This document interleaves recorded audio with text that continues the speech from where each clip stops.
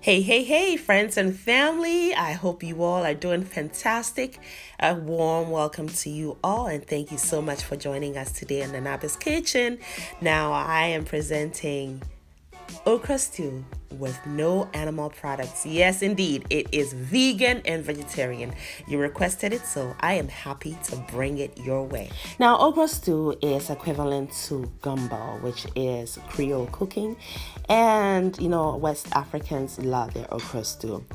It is one of those dishes that most parents will prepare on a special day, such as a Sunday. At least that's what happened in my household growing up. So the flavors need to be really there. You need to represent when it comes to preparing your okra stew. So in this blender, I have some tomatoes. I've added some ginger, garlic, onion, 2 habanero chilies, and aniseed just went in. Going to blend these together till smooth. And my pot is going to go on medium heat, and I'm going to be pouring in some palm oil. Now, palm oil is available in different brands on Amazon.com, and if you have an African store close by you, you will certainly find that also in abundance. So talking about the flavors that we need to build on, which is really essential in cooking okra stew, most of the time, we derive those deep, meaty flavors from using meat, from using animal products. But today, since we're preparing a vegan version of this, we are going to be introducing ogeri. Now, this ogeri, homemade, and I will be sharing the recipe coming up soon. If you're vegan, if you're vegetarian, you absolutely have to have ogeri in your home. It stores well in your freezer, in your fridge, if it's prepared well. It's toasted sesame seeds that's fermented, and then it's roasted for hours in the oven. The flavor that it brings to any savory dish that you introduce it to is unbelievably, incredibly delicious. It is nutty, and it has this punch. It is so deep in flavor.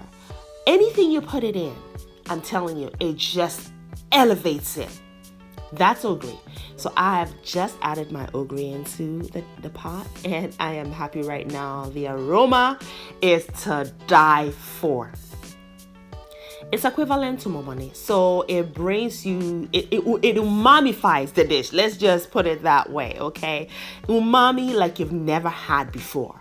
That's ogeri.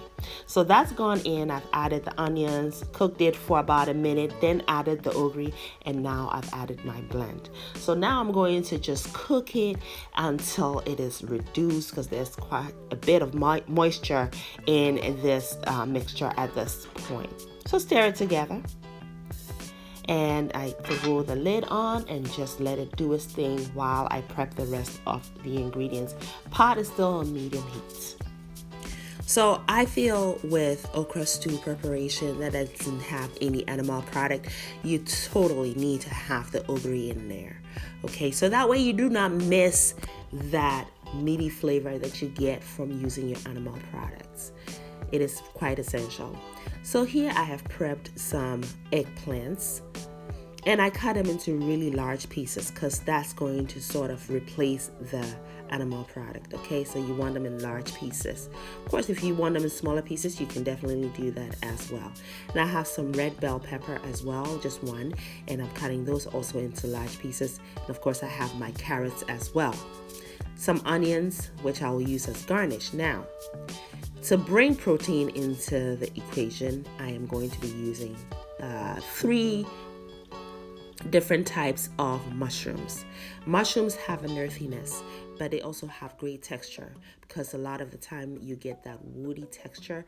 And when it's cooked with or in a stew base, such as what we have on the stove, it develops this brilliant between tendon and meat and cartilage texture to die for. Just out of this world, super brilliant. So I have 2 combinations. This here is baby portobellos, and this is just regular white mushrooms. And what I did was I put them out in the sun after I washed them out and let it kind of wrinkle. That helps to really deepen the flavors in mushrooms, by the way. And then I've already prepped my trumpet and oyster mushrooms. I just trim the stems and cut them into halves. And we're going to now add the mushrooms to our stew base, which has reduced perfectly. It's been cooking for 15 minutes. I add some salt, and the amount obviously is per your own preference. All right, and then some crushed black pepper, which always brings that peppery note and deepens the flavors even some more. And so here goes the mushrooms. We're going to stir it and make sure each of them is coated well. And then we're going to set the lid back on it. I've also added the carrots as well because that needs some time to cook. We do want that sweetness that the carrot will bring. And also it's nice to bite into that, so that way you're not missing the meat aspect of things, okay? Now, when we prepare our okra stew, we normally would take the surf and turf route. So that way we have different textures, different flavor profiles. Now, since this is a vegan version, we're using different mushrooms, different vegetables to kind of achieve the same thing, right? So all different mushrooms bring all different kinds of flavors and textures, and you'll find that with this combination. So if you have access to oyster, trumpet, portobellos, white mushrooms, any kind of mushrooms that you have access to, absolutely go for it. You will be amazed by what flavor you'll be able to get out of it. So it's been about another 15 minutes of cooking the mushrooms, and the stew base is blowing my mind right now. The aroma is heavenly, intoxicating to say the least. I have just added the eggplants, okay? That's kind of delicate, so you don't want to cook it too early, otherwise it will just become really mushy, creamy, and kind of disappear. All right, so this is a perfect time to throw that in. Taste for salt, obviously, and if you don't have enough seasoning, please feel free to add to your taste. Now everything looks like it's coated well, so we are on the perfect track. Now at this point, I leave the pot without the lid on, and I continue to cook on medium heat while I prep the okra, which is the star ingredient. I'm just cutting them into little discs. I'm preparing stew, so I kind of want that. Now today, I want my husband to try okra stew for the first time. He has not really been a big fan of the slime factor of okra. My dad was also like that. But when my mom cooked okra stew, she added the tomatoes, Sometimes she would even leave the lid on, which cuts through that slime factor of it. So, just a quick tip there. Sometimes when you leave the spoon in there or the ladle, it also helps to kind of curb the sliminess of it. So today he's going to be trying it for the first time. And it's very exciting. So at this point, I've added the okra. I'm going to stir it in. The stew base is very well developed, as you can see, because it's cooked down perfectly. And so the moisture is kind of gone. But we're going to add our red bell peppers, and I added a cup of water to it. And I'm going to stir it in. And I'm going to add another cup of water because I want a thicker texture, okay? I do not want it to be thinned out too much, so I'm kind of being mindful with the addition of the water. You can always add more, but you cannot take out. So add it in bits if you need to. I need the moisture to cook the okra. All right. Now the okra, I do want a crunchy texture to it, so I'm not going to cook it too long.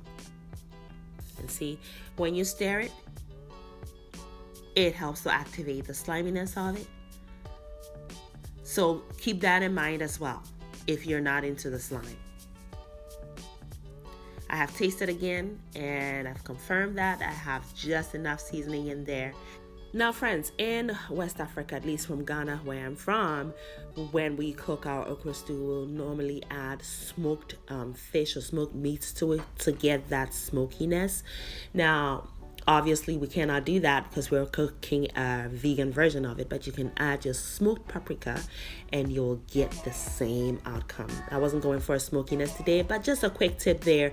If you're into the smoky aspect of things, you can definitely add your smoked paprika. I've added my onions and turned the heat off, stirred it in, let the residual heat do the rest of the cooking, and we're serving.